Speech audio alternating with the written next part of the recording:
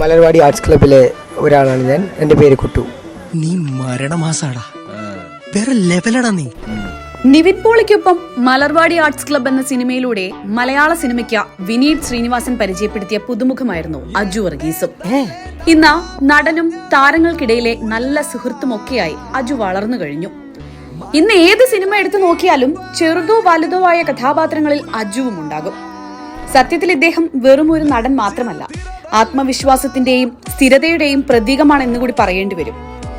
ചെറിയ വേഷങ്ങളിൽ നിന്ന് ശ്രദ്ധേയമായ കഥാപാത്രങ്ങളിലേക്കുള്ള അജുവിന്റെ വളർച്ച നമ്മോട് പറയുന്നത് ഒരേ ഒരു കാര്യമാണ്: അവസരങ്ങൾ നമ്മളെ തേടി വരില്ല, നമ്മൾ അതിനായി തയ്യാറാവണം. പിന്നീട് അജുവിന്റെ സിനിമകൾ പലതും തിയേറ്ററിൽ ഇറങ്ങി. ചിലത് ജനം സ്വീകരിച്ചു, ചിലത് പാടെ തള്ളി. പക്ഷെ പരാജയങ്ങൾ അദ്ദേഹത്തെ തളർത്തിയില്ല.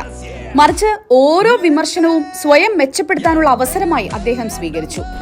എന്റെ വീട്ടുകാർക്കൊക്കെ കാണിച്ചു കൊടുക്കണം, നാടിന്റെ പൊന്നോമ്മനിക്ക് അനുമോദനം എന്ന് പറഞ്ഞേ ഞാൻ തന്നെ എന്റെ വീട്ടിലൊരു ഫ്ലെക്സ് അടിച്ചു വെക്കും.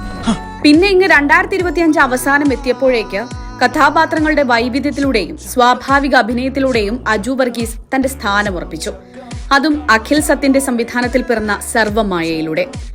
ഹാസ്യം മാത്രമല്ല, ഹൃദയവും ചേർത്ത് അഭിനയിക്കാനും അതിലൂടെ പ്രേക്ഷകരെ കയ്യിലെടുക്കാനും തനിക്ക് സാധിക്കുമെന്നാണ് ഈ ചിത്രത്തിലൂടെ അജു തെളിയിച്ചത്.